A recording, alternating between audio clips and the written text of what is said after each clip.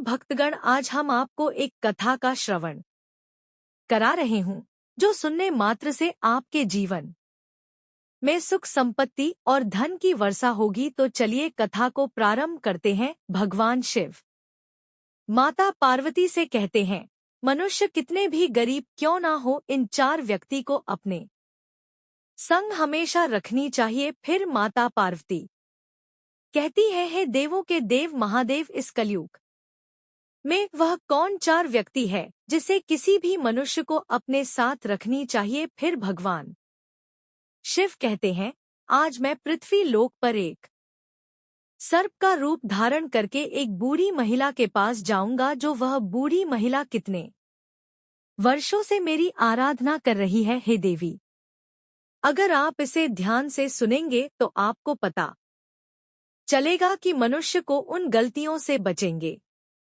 जो मनुष्य को बड़े पाप का भागीदार बना देती हैं।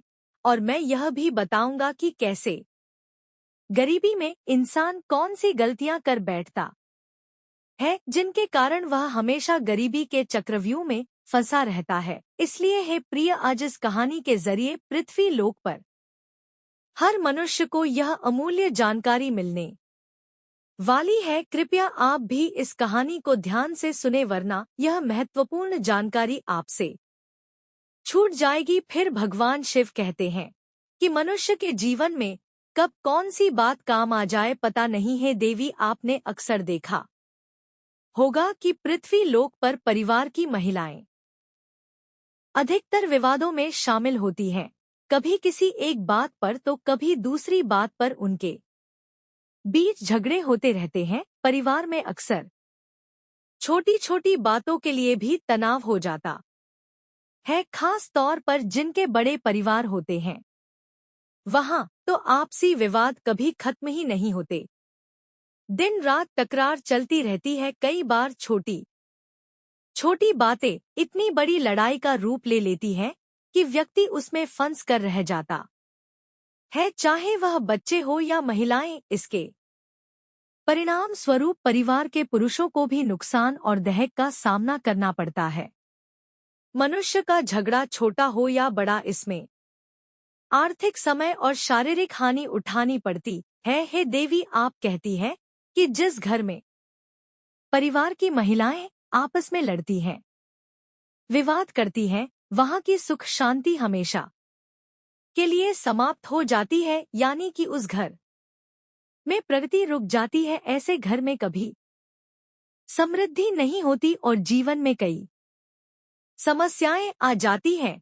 फिर भगवान शिव कहते हैं कि आज इस वीडियो में आगे यह बताएंगे कि मनुष्य गरीबी के चक्र में क्यों फंसा रहता है। अगर आप यह कहानी सुन रहे हैं तो पूरा सुनिए, इस कथा को आधा अधूरा छोड़कर जाने की गलती मत करिएगा, क्योंकि इस पवित्र कथा को पूरा सुनने से मनचाहा फल की प्राप्ति होगी। इसलिए इस कथा को पूरा सुने।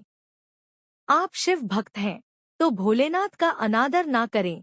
तो चलिए कथा प्रारंभ करते हैं। यह बात बहुत समय पहले की है। एक गांव में एक वृद्ध महिला अपने दो बेटों के साथ रहती थी। उसका पति पहले ही गुजर चुका था और उनके पास केवल दो बेटे ही थे।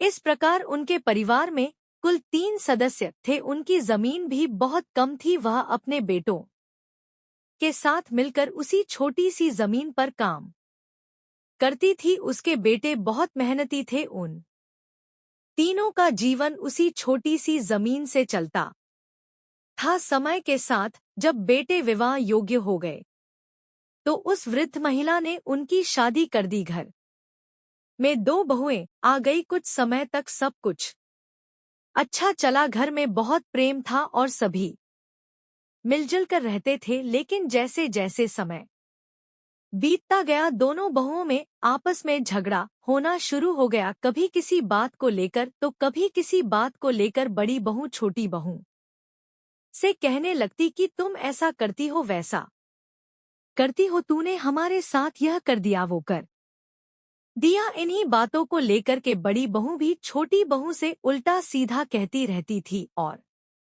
लड़ाई लड़ती रहती थी। एक दिन छोटी बहू का जब मौका लग जाता तो वह बड़ी बहू से लड़ बैठती थी और कहती थी कि तूने घर का यह काम नहीं किया, वो काम नहीं किया। कभी कहती कि तू अपने हिस्से का काम कर, मैं अपने हिस्से का करूंगी। कभी कहती कि तू आराम से पड़ी रहती है और मैं पूरे दिन काम में लगी रहती हूँ। इसी कारण से छोटी बहू बड़ी बहू से झगड़ा होने लगती है। अब यह उनका रोज का काम बन चुका था। वह दोनों बहू हमेशा किसी न किसी बात पर आपस में भिड़ रहती थी। अब तो वृद्ध महिला भी इन बहुओं के झगड़ों को देखकर काफी परेशान हो चुकी थी। उन्हें लगने लगा कि उनके बेटों की पत्नियां भी बहुत झगड़ा करती हैं। उन्होंने इस बारे में अपने बेटों से बात की। बेटों ने उन्हें समझाने की कोशिश की पर इसका उन पर कोई असर नहीं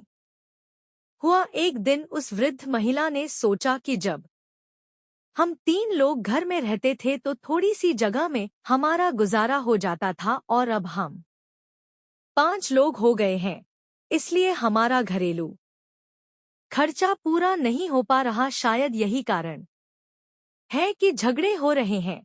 इसी वजह से वृद्ध महिला ने अपने दोनों बेटों से कहा, तुम लोग परदेश जाओ और कोई नौकरी ढूंढकर पैसे कमाओ ताकि धन लेकर आ सको और यह झगड़े खत्म हो सके। क्योंकि जब घर में पैसा आएगा तो जरूरतें पूरी होने लगेंगी और आपसी लड़ाई रुक जाएगी। अक्सर कहा जाता है कि घर में लड़ाई झगड़े का एक कारण पैसे की कमी भी होती है। जब व्यक्ति के पास पैसे नहीं होते, उसकी रोजमर्रा की जरूरतें पूरी नहीं होती, तो वह परेशान होने लगता है। दूसरा कारण है लड़ाई झगड़े का मूल कारण यह भी होता है व्यक्ति जरूरत से ज्यादा यदि खाली बैठे तो फिर उसके दिमाग में खुरापात ही आती है और फिर वह किसी से लड़ झगड़ कर ही शांत होता है। तीसरा कारण है जब व्यक्ति ज्यादा चालाकी करता है, यानी व्यक्ति अपनी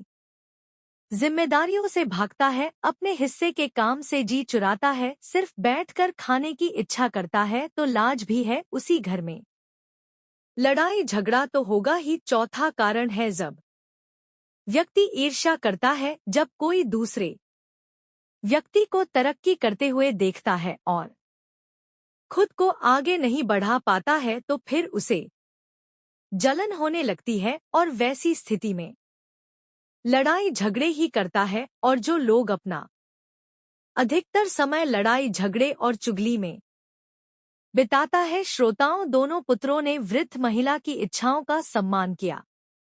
वृद्ध महिला से अनुमति लेकर और अपनी अपनी पत्नियों को यह समझाकर कि हमारे ना रहने पर वे हमारी माँ का ध्यान रखेंगी, वे पैसा कमाने के लिए परदेश चले गए। श्रोताओं, उनकी दोनों बहुएं अभी भी देवरानी जेठानी में नहीं बनती थी। एक दिन बड़ी बहू को वृद्ध महिला ने समझाया कि तुम बड़ी हो और वह तुमसे छोटी, तुम्हारे पति प्रदेश में धन कमा रहे हैं और तुम दोनों यहाँ आपस में झगड़ा कर रही हो, यह उचित नहीं है। वह तुमसे छोटी है, इसलिए उसकी छोटी मोटी गलतियों को कोड़ोट सहन करो। कहा जाता है कि क्षमा बड़ों कोड़ोट शोभा देती है। अगर छोटी गलती कर दे तो उसे क्षमा करो और समझाओ, क्योंकि तुम बड़ी हो और जो बड़े होते हैं वे सदैव सम्मान के पात्र होते हैं।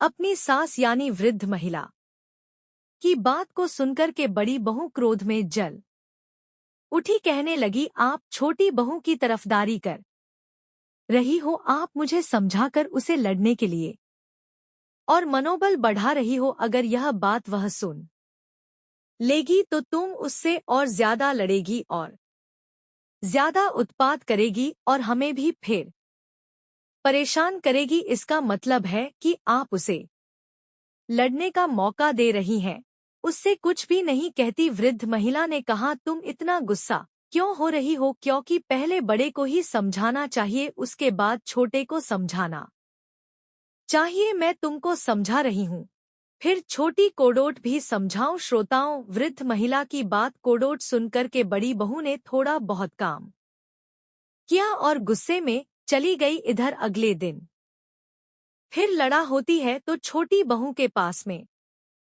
जाकर के बुढ़िया समझाती है और कहती है, देख बहू, वो तुझसे बड़ी है और तू छोटी है, फिर भी ऐसे क्यों झगड़ है घर में बार बार, क्यों लड़ाई करती है तेरा पति भी, मतलब मेरा बेटा तो घर पर नहीं है, वह प्रदेश में पैसे कमाने गया है और तुम यहाँ झगड़ रहे हो, यह ठीक नहीं है। मोहल्ले और पड़ोसियों के लोग देखकर हम पर हंसते हैं, इसलिए घर में शांति से और प्यार से रहो। जब घर में प्रेम होता है तो धन और समृद्धि अपने आप आती है। छोटी बहू ने सोचा कि यह वृद्ध महिला बड़ी बहू का पक्ष ले रही है। छोटी बहू कहने लगी, ये बुढ़िया, तुम ज्यादा हमें समझाने की कोशिश मत करो और नहीं तो मैं तुम्हारा भी अपमान कर बैठूंगी। मैं जानती हूँ तू अपनी बड़ी बहू को बहुत चाहती है और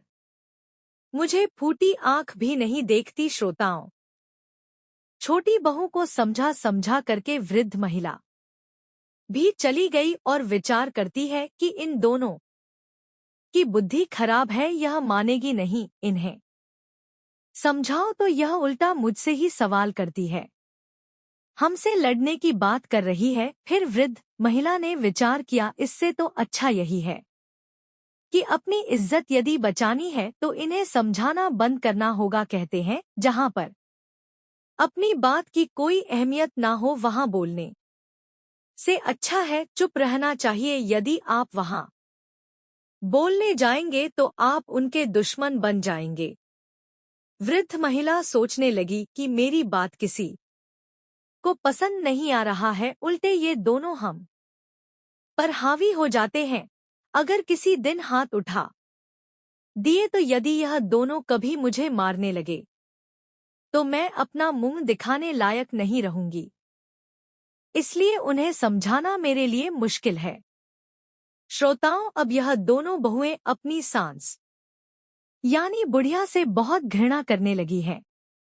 कोई भी उनसे खाने के बारे में नहीं पूछता। बुढ़िया को खुद ही रसोई में जाकर खाना लेना पड़ता है। वह बुढ़िया से इतनी नफरत करने लगी। दोनों बहुएं बुढ़िया को अपने घर में रखना नहीं चाहती थी। वे सोचती थी कि काश यह बुढ़िया घर से भाग जाए या मर जाए, पर उन्हें ऐसा कोई बहाना नहीं मिल पा रहा था जिससे वे बुढ़िया को घर से बाहर निकाल सके। श्रोताओं, अगला दिन होता है तो उन्होंने अपनी लड़ाई फिर शुरू की। तब वृद्ध महिला ने एक कट्टा उठाया और घास काटने के लिए जंगल में चली गई, क्योंकि कहते हैं, व्यर्थ की लड़ाई झगड़ा अपने कानों से सुनना भी नहीं चाहिए। अगर आप खड़े होकर के वो लड़ाई सुनेंगे तो हो सकता है कि आपको बोलना भी पड़ जाए। इसीलिए सबसे अच्छा तरीका है वहां से निकल जाओ। वृद्ध महिला घास काटने के लिए जंगल में चली गई और शाम को लौट कर आती थी। तब तक उन दोनों की लड़ाई खत्म हो चुकी थी। इसी तरह से जब अगला दिन होता है, उनकी लड़ाई प्रारंभ होती है तो बुढ़िया अपना कटा उठाती है और घास काटने के लिए जंगल की ओर निकल जाती है। यह सब देखकर वह भगवान भोलेनाथ को याद करती और रोती। उस वृद्ध महिला की यह दशा देखकर भगवान शिव एक सांप का रूप बदलकर उस जंगल में जाते हैं। जब वह वृद्ध महिला जंगल में घास काट रही थी, तभी उसके पास एक विशाल सांप, जो भगवान शिव थे, वह वहां आ गया। विशाल सांप को देखकर वृद्ध महिला भय से कांपने लगी। उसे लगा कि आज उसकी जान नहीं बचेगी और सांप उसे निश्चित रूप से खा जाएगा। भय से कांपती वृद्ध महिला को देखकर सांप ने मनुष्य की भाषा में बोलना शुरू किया और कहा, माता तुम डरो मत, मैं तुम्हें कोई हानि नहीं पहुंचा आऊंगा। मैं यहाँ तुमसे अपना दुख साझा करने आया हूँ, क्योंकि मैं बहुत परेशान और दुखी हूँ। सांप के मनुष्य की भाषा में बोलने पर वृद्ध महिला के दिल को डोट कुछ सांत्वना मिली। उसने एक गहरी सांस ली और सोचा कि सांप मनुष्य की आवाज में बोल रहा है। फिर वृद्ध महिला ने पूछा कि नाग देवता बताइए तुम्हें क्या परेशानी है। तब नाग कहने लगा, यह बूढ़ी माता कई दिनों से मैं भूखा हूँ, मुझे खाने के लिए कुछ नहीं मिल रहा है। यदि आप मुझे कुछ खाने को दे दो तो मेरे प्राण बच जाएंगे। मैं बिल्कुल मरने की कगार पर पहुंच चुका हूँ, क्योंकि मैं जिस आश्रम पर रहता था उस आश्रम के जो आर्षी थे अब उनका देहांत हो चुका है। वो एक गाय पालते थे, उस गाय का दूध हमको पिलाते थे और स्वयं भी पीते थे, उसी से मैं जीवित था। लेकिन हमारा पालन करने वाले, हमको दूध पिलाने वाले हमारे जो आर्षी थे वो अब दुनिया छोड़कर चले गए। यदि आप मेरे लिए कहीं से भी दूध ला सके तो यह आपकी महान कृपा होगी। हमारी जान को बचा लीजिए और यदि थोड़ा दूध मिल जाए तो हमें पिला दीजिए।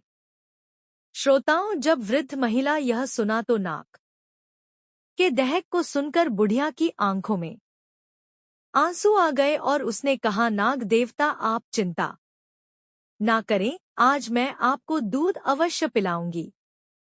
आप भी यहीं पर रुको, मैं आपके लिए दूध लेकर आती हूँ। वह बुढ़िया ना देवता से बात करने के बाद अपने घर लौट गई। जैसा कि रोज होता है, दो बहनें देवरानी और जेठानी तैयार होकर आपस में झगड़ने लगी। इस बीच बुढ़िया सोचने लगी कि किसके घर से दूध लेकर जाए। अगर वह बड़ी वाली के घर से दूध ले जाती है और उसे पता चल जाता है तो वह उससे झगड़ने लगेगी, और अगर छोटी वाली के घर से दूध ले जाती है और उसे पता चल जाता है तो वह भी उससे झगड़ने लगेगी। आखिरकार उसने सोचा कि वह एक दिन बड़ी वाली के घर से और दूसरे दिन छोटी वाली के घर से दूध ले जाएगी, इसलिए उन्हें पता भी नहीं चलेगा और मैं नाग देवता को दूध पिला दिया करूंगी। श्रोताओं, वृद्ध महिला ने वैसा ही किया। बड़ी बाली के घर से उसने थोड़ा सा दूध लिया और दूध को लेकर कटे में छिपाकर के घास लेने के लिए जंगल में चली गई। तब तक वह नाग देवता भी वहां आ जाता है और कहता है, बुढ़िया माई मेरे लिए कुछ दूध लेकर आई हो। हाँ नाग देवता, मैं आपके लिए दूध लेकर के आई हूँ। उस बुढ़िया ने तुरंत वो दूध नाग देवता के आगे रख दिया। जब नाग देवता ने दूध पी लिया तब उसे शांति मिली। तब नाग देवता कहने लगे, बूढ़ी माता आपने आज हमारी जान बचा ली, आपने मेरे ऊपर बहुत बड़ा उपकार किया है। मैं आपकी मदद को जीवन भर नहीं भूलूंगा। बुढ़िया माई ने कहा, है नाग देवता, मैं आपसे एक और प्रश्न करना चाहती हूँ। उस समय मैं डर के कारण आपसे पूछ नहीं पाई थी, लेकिन अभी मैं पूछना चाहती हूँ कि आप एक सर्प होते हुए भी मनुष्यों की भांति कैसे बोल पा रहे हैं? क्या आप वास्तव में नाग देवता हैं या कोई और है? तब नाग देवता जो भगवान शिव थे, फिर उन्होंने उत्तर दिया, बुढ़िया माई, मैं एक श्राप के कारण नाग बन गया हूँ। मैं एक राजा के घर नाग रूप में जन्मा था और मेरे पिता ने मुझे नाग समझकर जंगल में छोड़ दिया था। मेरा श्राप केवल 25 वर्षों का है। मेरी मुक्ति अब ज्यादा दूर नहीं है। 1 वर्ष के बाद मुझे मेरा मनुष्य शरीर वापस मिल जाएगा। मैं उस समय का बेसब्री से इंतजार कर रहा हूँ। नाग देवता ने अपनी कहानी वृद्ध महिला से कही। वृद्ध महिला को उसकी व्यथा सुनकर उस पर प्यार आ गया। फिर वह अपनी बहुओं के घर से दूध चुपके से लाने लगी और नाग देवता को पिलाने लगी। कभी वह दूध बड़े बहू के घर से लाती, कभी छोटे बहू के घर से। इस प्रकार वह नियमित रूप से नाग बता को दूध पिलाने लगी। नाग देवता भी हर रोज उसी स्थान पर आता और बूढ़ी माई के हाथों से दूध पीकर बहुत खुश होते। भगवान शिव को ऐसा लगता जैसे उसे अपनी असली माँ मिल गई हो। फिर एक दिन क्या हुआ, बहुओं ने देखा कि उनका दूध रोजाना कम हो जाता है। उन्होंने आपस में चर्चा की और एक दूसरे से कहा कि कोई हमारा दूध चुरा लेता है हमारा दूध कैसे कम हो जाता है हर तीसरे दिन हमारा दूध कम हो जाता है। बड़ी बहू ने भी कहा कि हमारा भी हर तीसरे दिन दूध कम हो जाता है। हमारे दूध को लगता है कोई चुरा लेता है। चुराने के लिए हमारे घर में कौन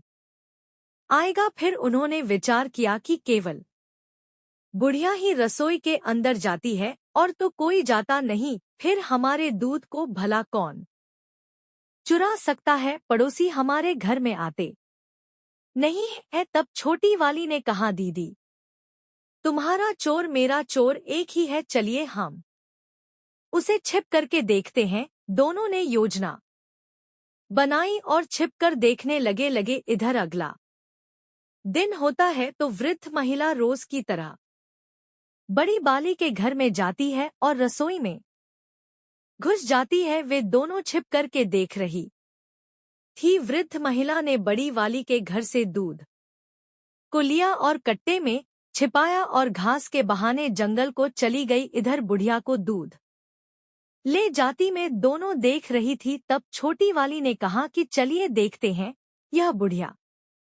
दूध को लेकर जंगल में कहाँ जाती है और किसे पिलाती है, खुद पीती है या किसी को और को पिलाती है। वृद्ध महिला जंगल की दिशा में चली जा रही थी। उसके पीछे पीछे दोनों बहुएं गुप्त रूप से उसे देखने के लिए आगे बड़ी। वृद्ध महिला उस स्थान पर पहुंची जहां वह प्रतिदिन घास काटा करती थी और जहां वह अक्सर दूध पी आया करती थी। इस बीच दोनों बहुएं दूर से छुपकर देख रही थी कि बुढ़िया के पास एक विशाल और भयानक सांप आया और बुढ़िया उसे दूध पिलाने लगी। सांप दूध पीने लगा। जब बहुओं ने देखा कि बुढ़िया उस खतरनाक सर्प को दूध पिला रही है और वह सांप तो बहुत ही बड़ा था, ऐसा सांप उन्होंने कभी नहीं देखा था। सांप को दूध पीते देखकर वे दोनों घबरा गई। डर के मारे उनके पांव तले जमीन खिसक गई। उन्होंने कहा, लगता है यह सर्प कोई दैत्य है और यह बुढ़िया भी कोई चुड़ैल लगती है, बल्कि हमारी सासू माँ लगती नहीं है।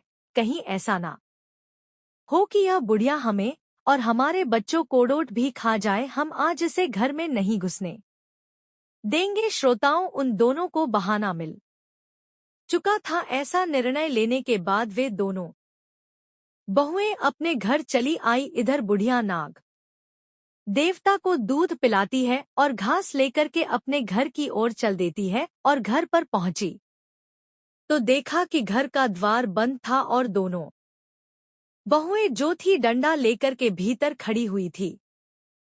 जाकर के बुढ़िया माई ने कुंडी खटखटा तो दोनों बहुओं ने दरवाजा खोला। बुढ़िया ने देखा कि दोनों बहुएं अपनी साड़े खड़ी हैं और हाथ में डंडा पकड़े हैं।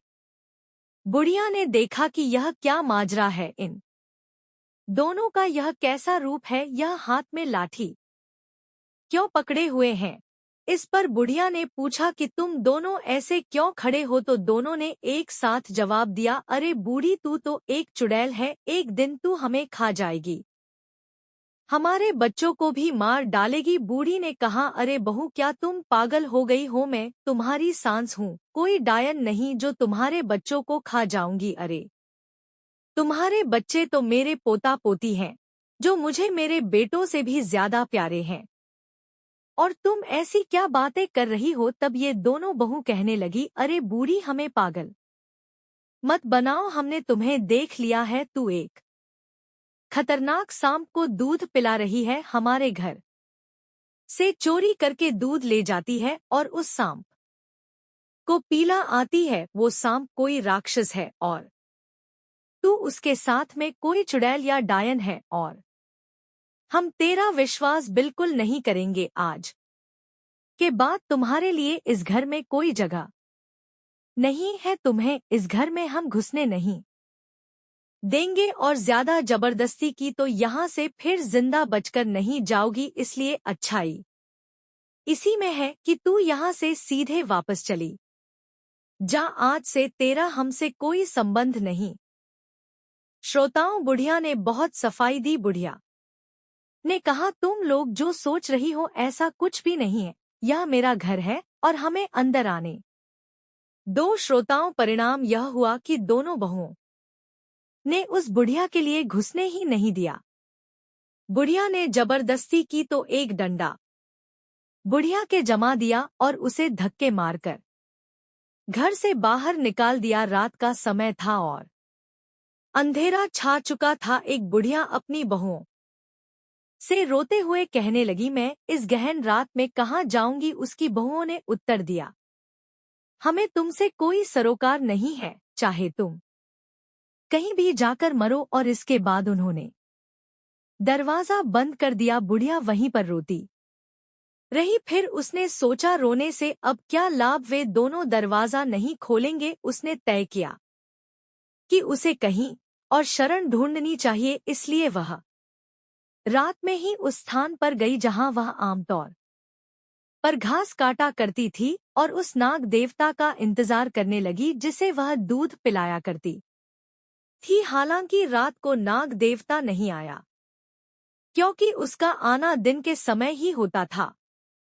वहां एक विशाल बरगद का पेड़ था जिसके पास वह बुढ़िया लेट गई। रात भर वह बरगद की पेड़ के पास बैठा रहा और सवेरे का इंतजार करती रही। जैसे ही सूरज उगा वह नाग देवता वहां पहुंच गया। जब नाग देवता वहां आया उसे वह बूढ़ी औरत नहीं दिखाई दी। वह कभी इधर देख रहा था और कभी उधर, लेकिन जल्द ही उसकी नजर पड़ी कि बरगद के पेड़ के पास जहां वह बूढ़ी रो रही है। नाग देवता तुरंत वहां पहुंचा और पूछा, बूढ़ी माई, आपको क्या हुआ है? आप क्यों परेशान हो? आप क्यों रो रही हो? बूढ़ औरत रोते हुए बोली है, नाग देवता, मेरी बहू या मुझे घर से निकाल दिया है। मैं तुम्हारे लिए दूध लाया करती थी। वह दूध में अपनी बहुओं से छिपा कर लाती थी, लेकिन उन्हें देख लिया है आपको दूध पिलाते हुए, और वे कहती हैं कि मैं चुड़ैल हूँ। वे सोचती हैं कि मैं उनके बच्चों को और उन्हें मारकर खा जाऊंगी, इसीलिए उन्होंने हमको घर में नहीं घुसने दिया, मुझे घर से बेघर कर दिया। हमारे बच्चे घर पर नहीं हैं, दोनों बेटा परदेश में नौकरी करने गए हैं। अब मैं क्या करूं, कहाँ जाऊं? श्रोताओं, नाग देवता को बुढ़िया ने सारी बात बताई। तब नाग देवता कहते हैं, यह बूढ़ी माई, आप घबराओ नहीं और मुझे ही अपना बेटा समझो। आज से मैं आपका बेटा हूँ। नाग देवता की बात सुनकर के बुढ़िया बड़ा प्रसन्न हो जाती है। कहती है, फिर नाग देवता कहते हैं, आप घबराइए नहीं, आइए हमारे साथ। श्रोताओं, इसके पश्चात वह नागदेव देवता बुढ़िया माता को साथ लेकर घने वन में जाता है। सबसे आगे नाग देवता चलते हैं और उसके पीछे वृद्धा माता। वे एक विकराल जंगल में पहुंचते हैं जहां नाग देवता बुढ़िया माई को लेकर आते हैं, जहां वह आश्रम में दूध पीने जाता था। नाग बुढ़िया माई को उसी आश्रम तक ले आता है। बुढ़िया माई पूछती है, बेटा, यह आश्रम किसका है? यह तो बहुत ही मनोरम आश्रम है। तब नाग देवता कहते हैं, हे बुढ़िया माई, यह हमारे आर्षी का आश्रम है, जो अब परमात्मा को प्रिय हो गए हैं। उनका देहांत हो गया है, मैं यहाँ पर ही रहता था। और बताता है कि इसी आश्रम में उन्हें गाय का दूध पिलाया जाता था, लेकिन गाय भी वहीं कहीं आसपास होगी। वह बेचारी भटक रही होगी। अगर वह हमें देख लेगी तो निश्चित ही यहाँ आ जाएगी। कुछ समय पश्चात वह गाय भी वहां आ जाती है। गाय के थन दूध से भरे हुए थे। तब नाग देवता कहते हैं, बुढ़िया माई, इस गाय का दूध ही और आप भी पीजिए और हमें भी। संगीत पिलाइज का दूध निकालती है, उसके बाद उस नाम को दूध पिलाती है और स्वयं पीती है। फिर नाग देवता कहते हैं, बुढ़िया माई, अब आप घबराइए नहीं, आप निश्चिंत होकर के इस आश्रम पर रहे। यह गाय हमारे लिए दूध देगी और यहाँ आर्षी की एक कृपा है। आर्षी एक अपनी कृपा छोड़ करके यहाँ चले गए हैं आरशी कृपा से यहाँ अन्नपूर्णा का वास रहता है। यहाँ पर रहने वाले को किसी चीज की कोई कमी महसूस नहीं होती। खाने पीने की हर चीज यहाँ उपलब्ध होती है। आप कुछ भी खाइए, कुछ भी बनाइए। श्रोताओं, यह सुनकर के बुढ़िया माई और भी ज्यादा खुश हो जाती है और फिर अपने बेटा नाग देवता के साथ में वो बुढ़िया माई वहीं आराम से रहने लगती है। नाग देवता हर दिन घूमने निकल जाता था और शाम को वापस आ जाता था, जबकि बुढ़िया और गाय वहीं चैन से रहते थे। गाय भी हर रोज घास खाने जाया करती थी और शाम को वापस लौट आती थी। शाम के समय वे तीनों एक साथ बैठकर भोजन करते थे और आश्रम में प्यार से रहते थे। लेकिन एक दिन की बात है, नाग देवता जो हर दिन की तरह घूमने गया था, शाम को वापस नहीं आया। इससे बुढ़िया को बहुत चिंता होने लगी, क्योंकि वे तीनों साथ में भोजन किया करते थे। शाम को गाय तो आ गई, लेकिन नाग देवता नहीं आया। बुढ़िया इंतजार करती रही कि उसका बेटा नाग देवता इतना अंधेरा हो जाने के बावजूद भी नहीं आया। श्रोताओं, बुढ़िया माई रात भर अपने बेटा नाग देवता का इंतजार करती रही। उसने कुछ भी नहीं खाया, पूरी रात भूखी रही, लेकिन फिर भी वह नाग देवता लौटकर नहीं आया। अगला दिन होता है तो स्वयं बूढ़ नाग देवता कोड़ोट ढूंढने के लिए जंगल की ओर चल देती है। बूढ़ी माँ नाग देवता को ढूंढते ढूंढते जंगल में निकल गई। जंगल में उसने देखा कि वहीं उसका बेटा नाग देवता जमीन पर गिरा पड़ा था और वह नाग देवता उसी पेड़ की टहनियों में दबा हुआ था। नाग देवता कोड़ोट टहनियों के नीचे दबा हुआ देखकर बुढ़िया माई व्याकुल हो जाती है और गाय की सहायता से टहनियों को हटाती है। श्रोताओं, वह नाग देवता काफी घायल और जख्मी हो चुके थे। बुढ़िया माई पूछती है, बेटे यह सब कैसे हुआ? इस पर नाग देवता अपनी पूरी कहानी बताता है।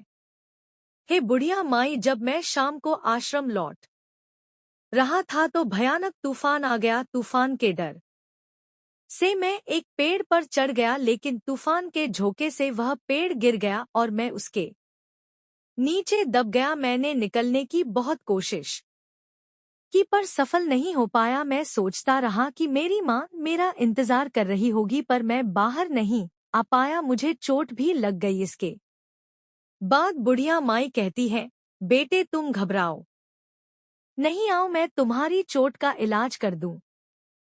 श्रोताओं, इस तरह से एक बुढ़िया माई अपने नाग देवता को आश्रम में लाती है और कुछ औषधियों को पीस कर लाती है। फिर वह इन्हें मिलाकर एक लेप तैयार करती है और उसे नाग देवता के घायल शरीर पर लगा देती है। रोजाना इस लेप को लगाने से धीरे धीरे उसके घाव भरने लगते हैं।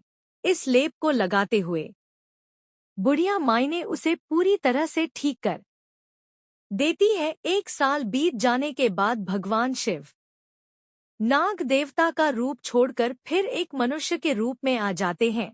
अब वह बेहद ही सुंदर राजकुमार बन जाते हैं। उन्हें एक सुंदर और रूपवान राजकुमार के रूप में देखकर बुढ़िया माई बहुत खुश होती है और बार बार उन्हें प्यार से छूती है। बुढ़िया माई की खुशी का अंत नहीं था। फिर भी वे कुछ दिनों तक उस आश्रम में रहती हैं। इसके बाद एक दिन बुढ़िया माई कहती है, बेटा अब हमें तुम्हारे पिता के पास ले जाना चाहिए। फिर बुढ़िया माई ने पूछा कि तुम कहाँ के रहने वाले हो? तुम्हारे पिता कैसे हैं? तुमने कहा था कि तुम एक राजा के बेटे हो। चलो देखते हैं कि तुम्हारे पिता कैसे हैं और तुम्हारी माँ कैसी है। श्रोताओं, तब नाग देवता से बना हुआ राजकुमार कहने लगा, नहीं, मैं बाहर नहीं जाऊंगा। उस पिता को देखकर क्या करूंगा? जिस पिता ने हमें जंगल में फेंक दिया था। तब बुढ़िया ने समझाया है, बेटा उस समय तुम एक नाग देवता रूप में थे। उस समय तुम्हारे पिता ने डर से तुम्हें छोड़ दिया होगा, लेकिन अब तुम एक मनुष्य के रूप में हो तो तुम्हें देख करके तुम्हारे माता पिता बड़े खुश हो जाएंगे। इसलिए बेटा तुम वहां चलो, इसी बहाने से मैं भी तुम्हारे माता पिता से मिल लूंगी। श्रोताओं, भगवान शिव जो राजकुमार थे वह बुढ़िया माई को लेकर अपने राजमहल को चल देते हैं। चलते चलते जब वह अपनी राज्य में पहुंचते हैं तो वहां के लोग उन्हें देखकर उस पर मोहित हो जाते हैं।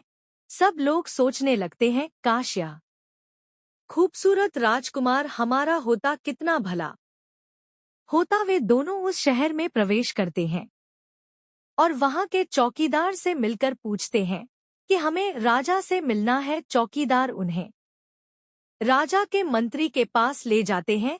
मंत्री के पास पहुंचकर बुढ़िया माई और राजकुमार ने राजा से मिलने की इच्छा जताई। उन्होंने कहा, मंत्री जी, हम यहाँ के राजा और रानी से मिलना चाहते हैं। वे कहाँ हैं? इस पर मंत्री के पास पहुंचकर बुढ़िया माई और राजकुमार ने राजा से मिलने की इच्छा जताई। उन्होंने कहा, मंत्री जी, हम यहाँ के राजा और रानी से मिलना चाहते हैं।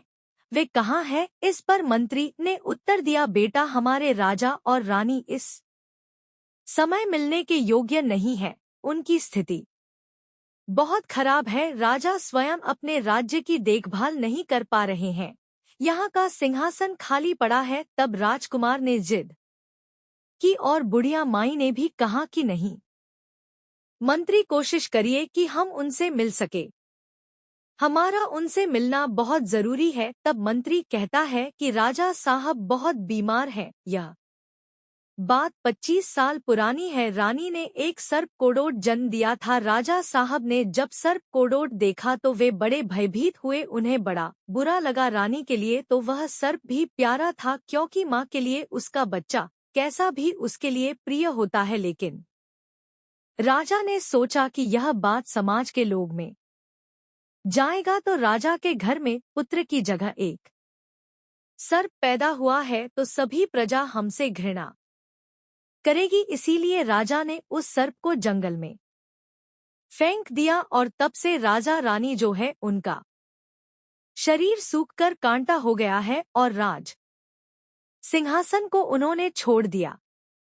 कभी सिंहासन पर विराजमान नहीं होते हैं और अपने महल में राजा रानी बुरी तरीके से मायूस अवस्था में पड़े रहते हैं। जब उस राजकुमार ने यह सुना तो उसने मंत्री से अनुरोध किया कि अगर वह उनसे मिलवा दे तो बहुत कृपा होगी। तो श्रोताओं, मंत्री उस राजकुमार उस बुढ़िया माई के साथ राजा और रानी के पास ले जाता है, जहां उस लड़के के माता पिता निराशा में लेटे हुए थे। महल में लेटे लेटे उनका शरीर गल गया था और वे सदा चिंता में डूबे रहते थे। श्रोताओं, फिर राजकुमार उस बुढ़िया माई के साथ राजा और रानी के पास जाता है और उनके पैर छूता है। जब राजकुमार अपने माता पिता के पैरों कोड़ोट छूता है तो राजा और रानी में एक संवेदना की लहर दौड़ जाती है। यह तो मेरा पुत्र नहीं है, साक्षात भगवान भोलेनाथ है। मेरे पुत्र का तो निधन हो गया था, उसके बाद मेरी शुद्ध बुद्ध खो गई थी। जैसे ही भगवान शिव का स्पर्श होता है, एक ऐसी शक्ति आती है। दोनों एकदम से उठकर बैठ जाते हैं और कहते हैं कि बेटा, तुम कौन हो? कहाँ से आए हो? तुमने जब हमारे पैरों को छुआ तो हमारे अंदर किसी शक्ति का आगमन हुआ। तुम कौन हो बेटा? अपना परिचय दे। तब भगवान शिव अपने रूप में प्रकट हो जाते हैं और उन्हें सारी बातें बताते हैं। फिर कहते हैं, यह बुढ़िया माई का ख्याल आप लोग रखेंगे, और वहां से अंतर्ध्यान हो जाते हैं।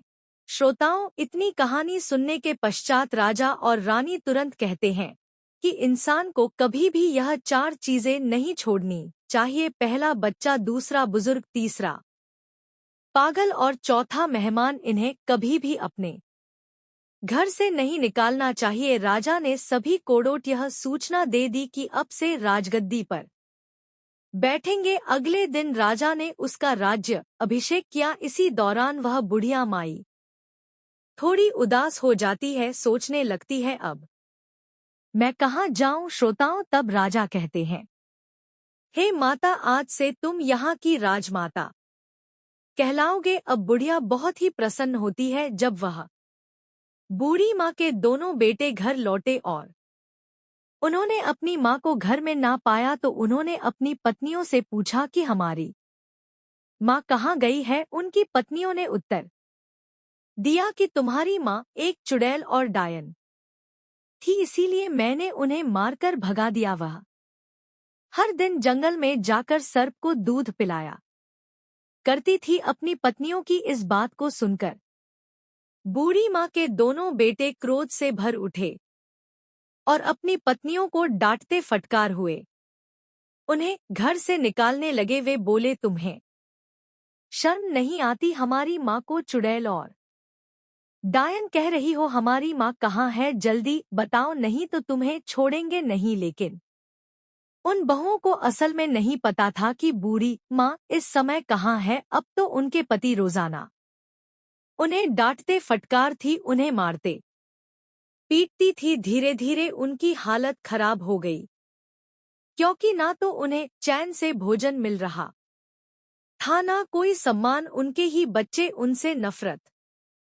करने लगे थे। सब लोग उन्हें घृणित नजर से देखने लगे थे, क्योंकि कहते हैं ना कि जो अपने बड़े बूढ़ों का अनादर करता है, अपमान करता है, तो उसका भी अपमान समाज करता है।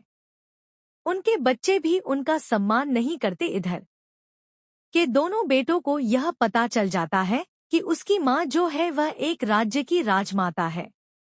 तो फिर दोनों बेटा बड़े खुश होते हैं और सोचते हैं कि हमारी माँ बड़े दयालु स्वभाव की थी, रोज भगवान शिव की पूजा पाठ करती थी।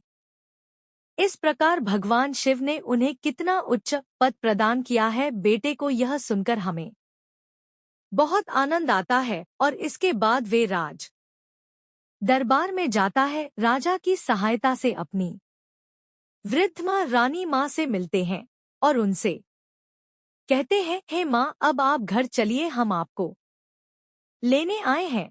तब वह वृद्ध माँ कहती है, मेरे बेटे, मैं यहाँ रहकर खुश हूँ। यहाँ हमारे पास एक और बेटा है। तुम बिना किसी चिंता के जाओ, मेरा आशीर्वाद तुम्हारे साथ है। अपनी पत्नी और बच्चों के साथ सुखपूर्वक जीवन व्यतीत करो। इस प्रकार अपनी माँ का आशीर्वाद प्राप्त कर दोनों भाई घर लौट आते हैं। वृद्ध माँ का बेटा और पोता तो अपने जीवन में खुश थे, लेकिन उनकी बहुएं दुखी थी। भगवान शिव उन्हें अपने कर्मों का फल दे रहे थे। इतना कहकर भगवान शिव इस कथा को समाप्त करते हैं।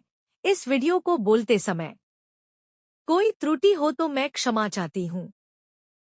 उम्मीद है आप सभी को यह वीडियो अच्छी लगी होगी। अगर आप शिव के सच्चे भक्त हैं तो चैनल को सब्सक्राइब और वीडियो को लाइक करके कमेंट में हर हर महादेव लिख दीजिए।